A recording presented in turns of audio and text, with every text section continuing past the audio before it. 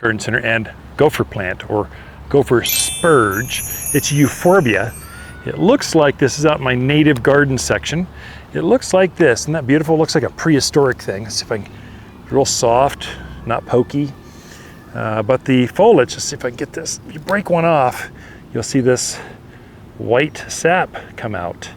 That's a classic sign of euphorbias, which means animals like javelina, deer, rabbits, they don't eat this plant. Gets up, that's just shy of knee high, great blue foliage, gets a yellow flower in spring. You see several of it's reseeded in a couple different places. So that's Gopher Plant, super hardy. Once they get established, super low care as far as water, fertilizing, and they just do this year after year after year after year in your backyard. And available, you know it, right here at Waters Garden Center.